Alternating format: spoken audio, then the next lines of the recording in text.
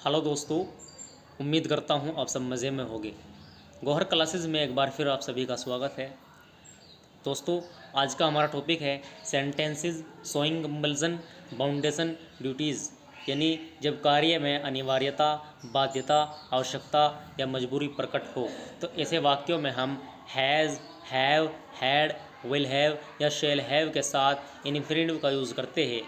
Present tense में इन वाक्यों की पहचान वाक्य के हिंदी वाक्य के अंत में पड़ता है या पड़ती है होती है। प्रेजेंट में आई, वी, यू, दे एवं प्लूरल सब्जेक्ट के साथ हैव तथा ही, शी, इट, नेम्स एवं सिंगुलर सब्जेक्ट के साथ हैज़ का प्रयोग करते हैं। जैसे मुझे प्रतिदिन 5 बजे उठना पड़ता है, तो दोस्तों सब्जेक्ट है आई और आई के साथ आएगा have. I have to get up at 5 o'clock daily.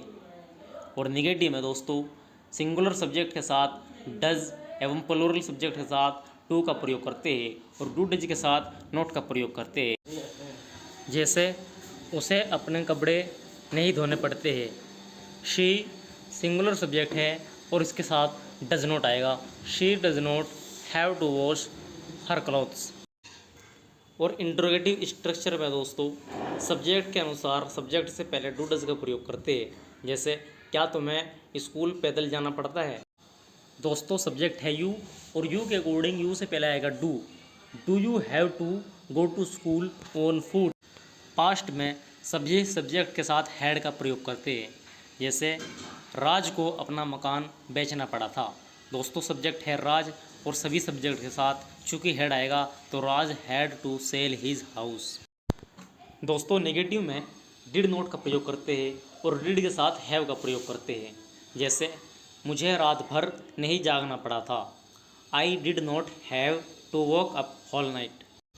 Interrogative में डिड का प्रयोग सब्जेक्ट से पहले करते हैं। जैसे क्या तुम्हें बासी खाना खाना पड़ा था। Did you have to eat stall food. Future में आई और वी के साथ शेल और बाकी सभी सब्जेक्ट के साथ विल का प्रयोग करते हैं। जैसे उसे स्टेशन जाना पड़ेगा। He will have to go to station. मुझे पत्र लिखना पड़ेगा। दोस्तों यहाँ सब्जेक्ट है आई और मैंने आपको बताया है आई और वी के साथ शेल का प्रयोग करते हैं। I shall have to write a letter. दोस्तों नेगेटिव में नोट का प्रयोग विल या शेल के बाद करते हैं। जैसे उसे माफ़ी नहीं मांगनी पड़ेगी। She will not have to beg sorry. उसे यहाँ नहीं ठहरना पड़ेगा। He will not have to stay here. मुझे वहाँ नहीं जाना पड़ेगा। I shall not have to go there. Interrogative में सब्जेक्ट के अनुसार विल सेल का प्रयोग सब्जेक्ट से पहले करते हैं। जैसे क्या मुझे ड्रेस पहननी पड़ेगी। Shall I have to wear the uniform. क्या दुकानदार को सामान देना पड़ेगा। Will the shopkeeper have to deliver the goods. क्या तुम्हें कॉलेज जाना पड़ेगा। Will you have to go to college. दोस्तों कंपल्सन शोइंग सेंटेंस हम तीनों टेंस में कर चुके हैं। अब देखिए थोड़ी सी प्रैक्टिस भी करते हैं क्योंकि प्रैक्टिस से इंसान परफेक्ट बनता है। पहला वाक्य है प्रत्येक व्यक्ति को धन कमाना पड़ता है। प्रेजेंट का टेंस है दोस्तों every man has to earn money. हमें कुछ पाने के लिए कुछ खोना पड़ता है। We have to loss something to get something. विद्यार्थियों को प्रतियोगी परीक्षाएं पास करने के लिए कड़ी मेहनत करनी पड़ती है। Students have to work hard to go through competitive exams. मेरे बच्चों को धन नहीं कमाना पड़ता है। प्रेजेंट का नेगेटिव सेंटेंस सब्जेक्ट है my children. My children plural है तो साथ में आएगा don't. My children don't have to earn money. मेरी पत्नी को सब्जी खरीदने के लिए बाजार नहीं जाना पड़ता है। My wife does not have to go to market to buy vegetable. दोस्तों सिंगुलर सब्जेक्ट के साथ डज और प्लूरल सब्जेक्ट के साथ डू आता है और डू और डज दोनों के साथ हैव का प्रयोग करते हैं। तुम्हें किताबें नहीं पढ़नी पड़ती है। Plural subject you don't have to read books. क्या तुम्हें सुबह सवेरा उठना पड़ता है। प्रेजेंट का इंट्रोगेटिव सेंटेंस दोस्तों सब्जेक्ट के अनुसार सब्जेक्ट से पहले डू डज का प्रयोग करते हैं। यहाँ पे सब्जेक्ट है यू और यू के अकॉर्डिंग आएगा do. Do you have to get up early in the morning. क्या मुस्कान को ऑफिस पैदल जाना पड़ता है। प्रेजेंट का interrogative sentence singular subject does Muskaan have to go to office on foot. हमें खाना बनाना पड़ा था। पास्ट का affirmative sentence, we had to cook the food.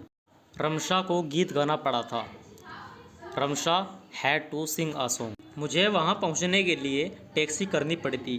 Subject है आई और सभी सब्जेक्ट के साथ पास्ट में हैड आता है। I had to hire a taxi to reach there. उसे पूरे रास्ते भागना पड़ा था, he had to run fast all the वे।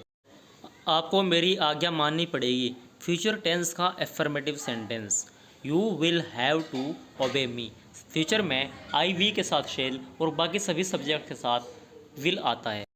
मुझे ताला तोड़ना पड़ेगा, I shall have to break the lock. हमें अंग्रेजी सीखनी पड़ेगी, we shall have to learn English.